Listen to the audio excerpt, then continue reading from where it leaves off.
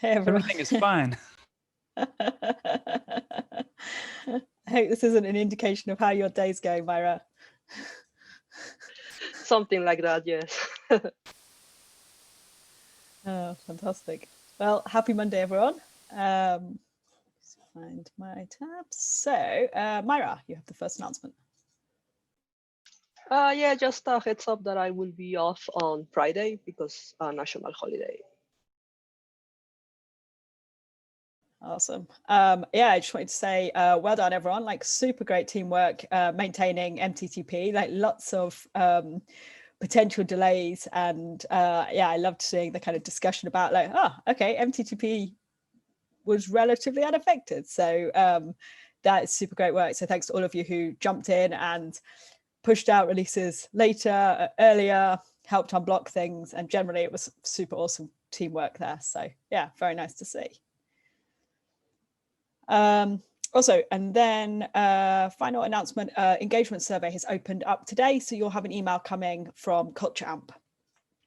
So that's open for the next 3 weeks, I believe. Please do fill that in. Your feedback is super valuable. It's been based on the questions that typically get asked of people when they leave the company as part of the like exit survey. But it doesn't really make like sense to only ask people who've left, like how they felt like career progression was in the company and opportunities and things. It's much more valuable to get that feedback from you all when you're still here and we can make changes. So yeah, please do fill that in and so we can continue doing all the good stuff. Oh, so I have a question, sorry, yes, Amy, about this. So are they sending the emails right now or is it already delivered? Because I received nothing. I think they will be sending them from today. I'm not sure if they're all coming in one go or whether they are staggered. They possibly are staggered with it being 3 weeks. So yeah, it will be soon, I think. Cool. So incidents and deployments. So lots going on here. And so maybe the best way would be, yeah, actually, maybe Jav, your comment there is maybe the good thing. So Jav opened up this super awesome like request basically to change the way we handle workflows for incidents, which was great. So Jav, do you want to talk us through kind of what you were thinking with this proposal? Yeah, the proposal is just to help make it so that we're not spending so much time in the incident review meeting, which happens once or twice a week, once in each time zone. The idea here is that we're only going to do synchronous incident reviews for S1 issues. And for everything else, there's just a new label that you can add to any incident that says review requested. If it gets that label, then we'll discuss it synchronously. And we're also discussing sort of like a spin the wheel type thing where once during the week, we'll select a random S2 from the last on-call shift to see whether it has like everything filled out properly, including corrective actions. We moved the corrective action section above the fold now. So I think the most important thing for us is to ensure that we have that filled out before we close the incident issue. And it could be that there are no corrective actions, but if there aren't, we should probably state the reason why.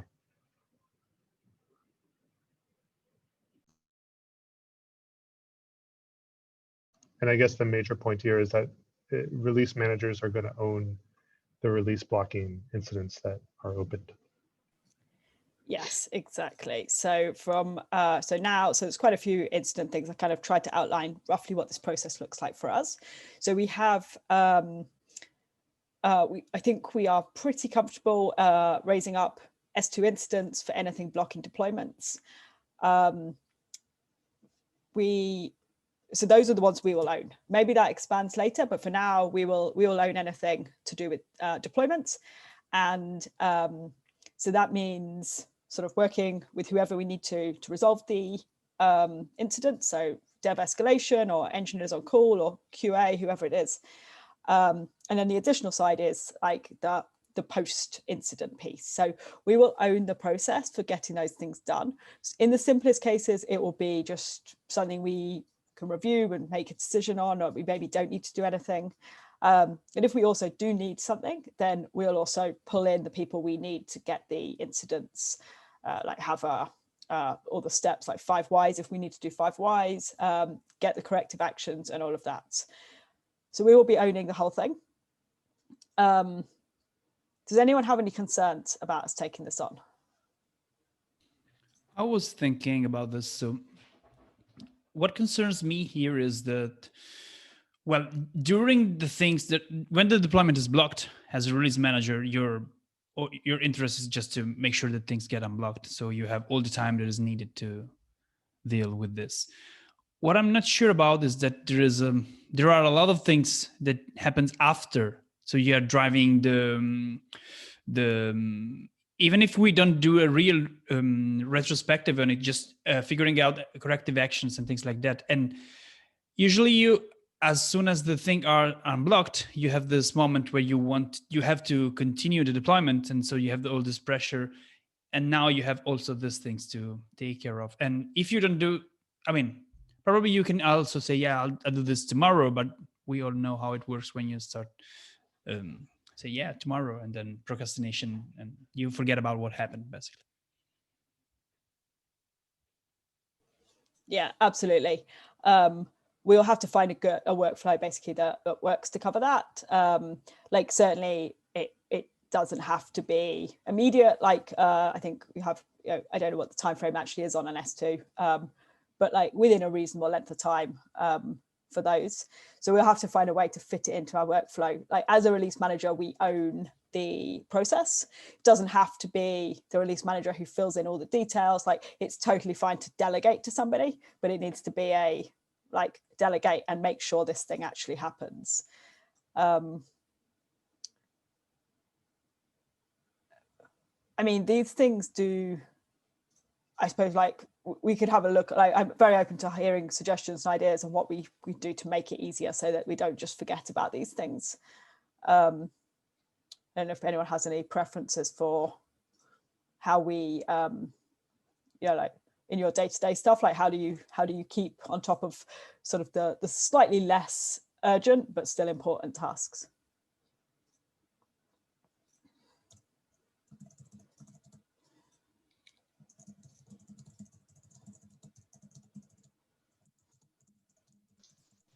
So how do we identify deployment-related incidents? I guess it is not clear to me what kind of, I mean, they are related to the deployment, but if a deployment causes a regression, is that also a deployment-related incident? It is if you need to raise it. So I think that's the simple definition right now is, as a release manager, if you need to raise an incident, and so there'll be times when you do need to raise them. So either you will want to block future deployments, in which case you'll trigger an incident, or you will need to alert the engineer on call, and then you would have triggered an incident. Or also if you need any help from dev escalation, the way that process works is you need an incident to be able to do the dev escalation process. So if as a release manager, you have to raise an incident in order to move deployments forwards, then that would be a deployment related incident. Yeah. Just to keep it super simple, we'll just worry about the ones that we personally are raising. Yeah, I think I was kind of classifying them as incidents that don't affect our SLOs, but affect our ability to deploy. But Myra, you have a good point, is like there's that other classification of incidents which come from regressions that do impact our SLOs. And I think the assumption is that it doesn't include those because those would probably be owned by the EOC. But then again, maybe we would help with that. So I don't know. Yeah, I think we should be definitely ready to help with those. And if we're asked to take them, we can. But I think just to make it super simple so we don't have to do too much of the incident analysis to be able to decide, is it our incident or not? For now, we'll begin just until we're comfortable with everything. We'll just begin. If we raise it and it's related to deployment, we'll own it. So this means that if, let's say, we have an issue with a deployment that happens after the deployment is completed, this is not owned by us. So I'm thinking something like, well, yeah, not only feature regression, but maybe, yeah, some metrics that just go skyrocketing after the deployment is completed. Even if because this will still prevent us from deploying the next version. But maybe the alert system detected and is not something that we detect on our own. I think those ones won't be assumed that we will definitely take them.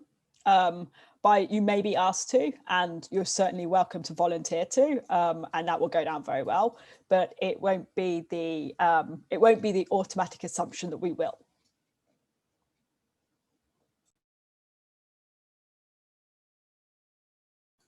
Cool. Does it make sense that the release manager is the person owning this?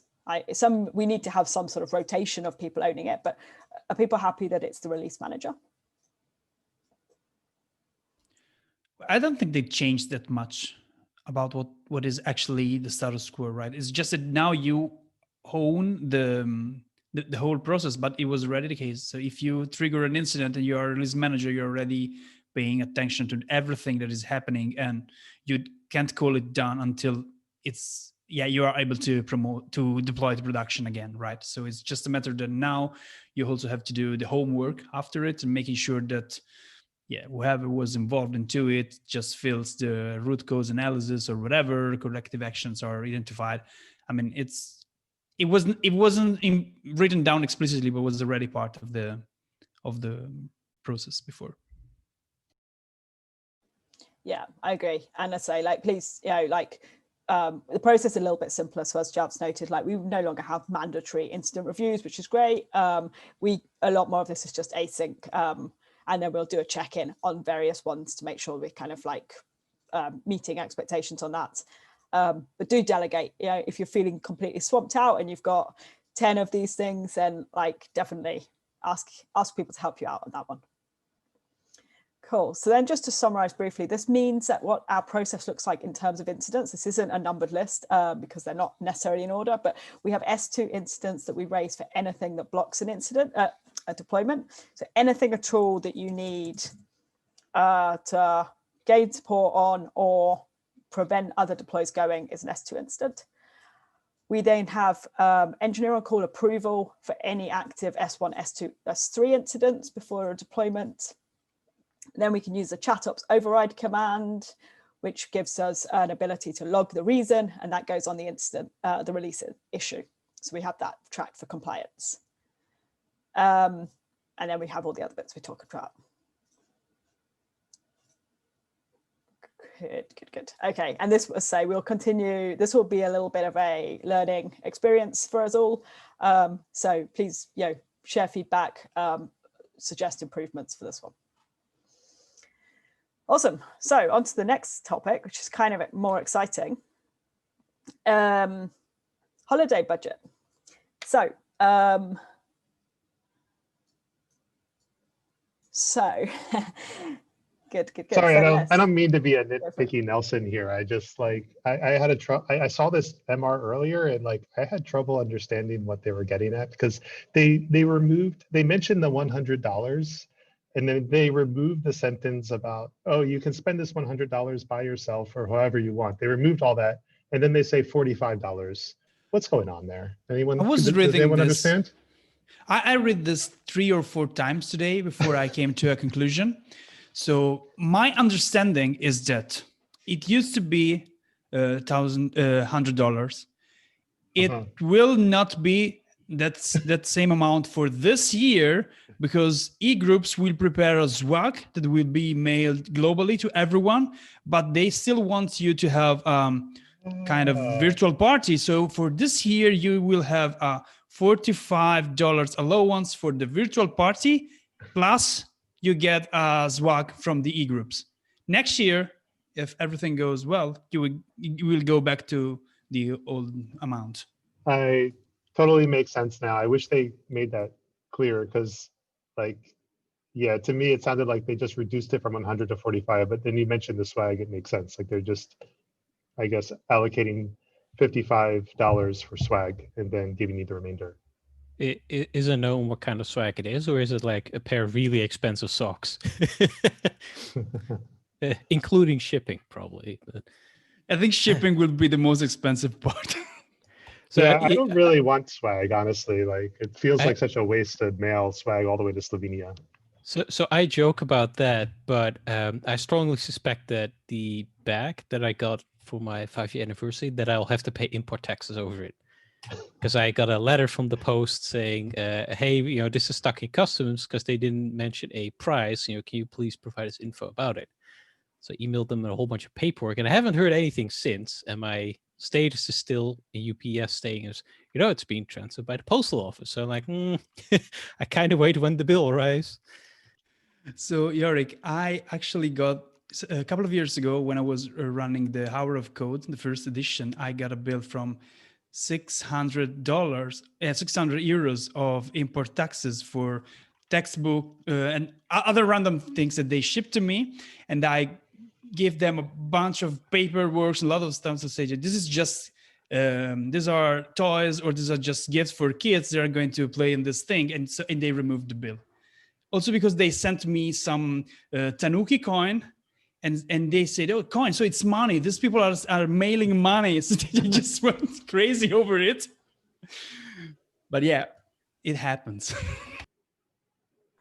I'm quite sure if genuinely people don't want swag, like I think it would probably be also reasonable to open up a issue or something to have an opt out. I think that's probably fine if you genuinely don't want swag. So I don't think you'll get more holiday budget though. Just Yeah, fair enough. Fair enough. You could sell your swag. I don't know what, like, did you do anything like delivery team focus like last year? Like, does anyone want to do something this year? So I can't speak for those outside of the Netherlands. I don't know. Within the Netherlands, what we usually did had a company-wide meetup. We had them every month, but then we had a dinner during Christmas. And we just expensed that as usual. But one, that's not going to happen because of COVID. And second, because of all the changes around reimbursement for meetups and such, as far as I understand, just impossible at this point. So I think this year will probably be unique in that sense. Yeah, I did the same here in Florence with Cristiano. We just went out and we had a nice lunch together. And what we did a virtual pizza thing with the delivery team during the first wave of pandemic, but it was kind of weird because it was kind of like something like breakfast time for someone, kind of mid-afternoon for others. So it was, it's really hard to spend $45 in something that either is a breakfast or afternoon, early lunch or whatever. So that's maybe the challenge. What I'll do is I'll put out a doodle and we can see if there's any sort of availability, time, dates that people like, optional or completely optional, if you would like to do something. And I wonder if there's almost like, it doesn't have to be $45 of pizza, right? Like maybe there's some online thing we could do or something like that. But if anyone wants to do something, we can see if there's actually a time that works. So I'll send something out. Awesome. Is there anything else anybody would like to bring up?